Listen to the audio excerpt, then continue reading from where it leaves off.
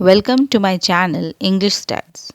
Today in this video of mine we are going to have a look at the prepositions, different types of prepositions and of course some of the commonly used prepositions. At the end we'll also have a worksheet to assess how much you have imbibed regarding the topic prepositions. Now let's have a look at what prepositions are. You see, preposition is a word which is coined from two words, pre and position. That means before position. Therefore, a preposition is a word which shows the relation between a noun or a pronoun and some other word in a sentence. For example, the boy is sitting at the table. Here we are having the word at, which is a preposition, and it is showing the relationship of the boy with the word table. Now, coming to the different types of prepositions based on the usage or of the function, we find they are divided into mainly three categories. Firstly, the prepositions of time. What they are? Prepositions of time, they denote the time at which the work is done. Some of the commonly used prepositions of time are at, on, in. Now, at usually denotes a definite point of time, but they can also be used for indefinite periods. Like, for example, we have at 3 o'clock, at midnight, at Christmas, at Diwali. On preposition is used with days and dates. For example, on Monday, on 5th December, on the Diwali day. In is used with parts of the day, month, year, season. For example, in the morning, in summer, in 2010. In is also used with the future tense to show the period in which action will happen. For example, in 2 hours, in a few minutes, in a fortnight. Now, when do we use the prepositions since and for? Since and for are often used with perfect continuous tenses. Since is used with the point of time at which an action started. The action continues till the time of speaking. For example, he has been working since 8 o'clock. For is used to suggest the period of time for which an action has been going on. For example, I have been waiting for 2 hours. From preposition, it denotes the starting point of an action. It is almost always used with to or till, until. For example, the examination will be held from 8 am to 11 am. He was the Chief Minister of Assam from 2004 till 2009. Coming to the next type of prepositions, prepositions of position or location. At, in. Now these prepositions, they can also be used as prepositions of location.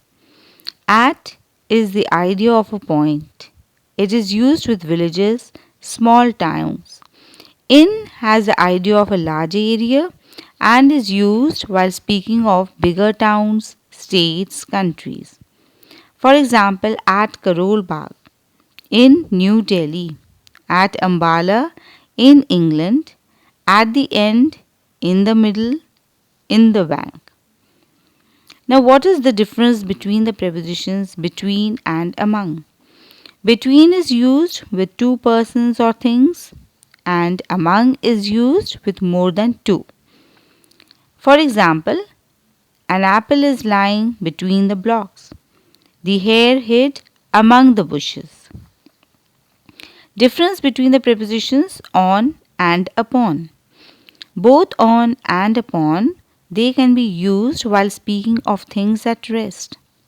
But upon is used with things in motion. For example, my bag is on the table. Another example, the cat sprang upon the table. Above and over. Both above and over mean higher than. Sometimes we can use either of them. For example, the flags waved over our heads. Another example, the flags waved above our heads. But over can also mean covering or vertically above. For example, as you see here, my father put a blanket over me. There is a bridge over the stream. Difference between the prepositions below and under. Both below and under mean lower than. Sometimes we can use either of them. But under also means vertically below. Under also has the idea of a contact. For example, the traveler was resting under a tree. She put the book under her pillow. Below is also used in measurements to suggest the idea of being lower than.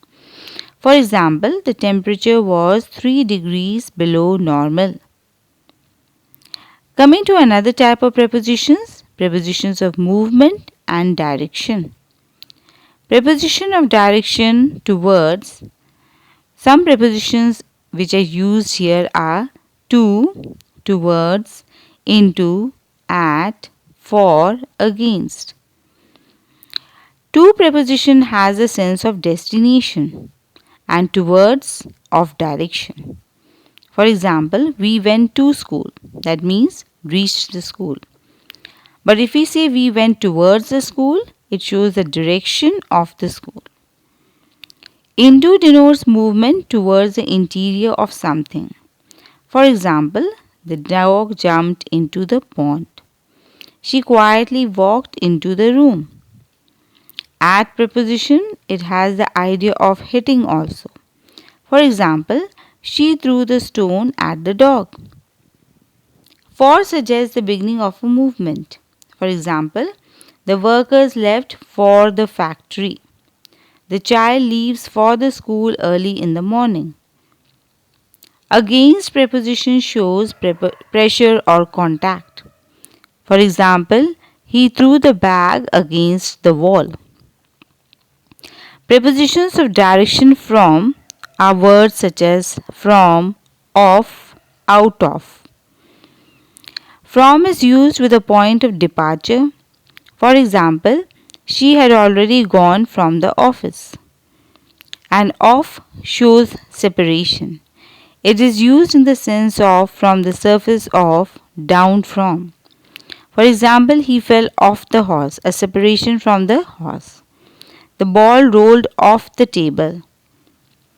Out of is the opposite of into. It means from the interior of. The bird flew out of the cage. Correct use of certain prepositions. By and with. By preposition is used to express the agent or the doer of an action. With preposition relates to the instrument with which an action is done. For example, the burglar was beaten by strangers with a stick. Another example, the lawn was mowed by the gardener with a mower. After in. After preposition is used to denote some period of time in the past. In preposition, it is used to show some period of time in the future. For example, she came back home after an hour. Another example, we will come back home in an hour. Difference between beside and besides. Beside means by the side of, and besides mean in addition to. For example, please put the bag beside the box. It means next to. Another example, besides giving me books, she gave me her notes. Now the difference between on time and in time. On time, it has a sense at the arranged time, not before, not after. And in time, it means not late with a comfortable margin. For example, we reached the station in time for the train. Another example, the train started on time. Now, that we have completed all the different types of prepositions, we also have a worksheet here for you to practice and find out the different kinds of prepositions which have to be filled in the blanks in this worksheet. I hope you will enjoy doing it and you must have understood and got clarified with the different types of prepositions. Have a happy and a joyful reading. Thank you.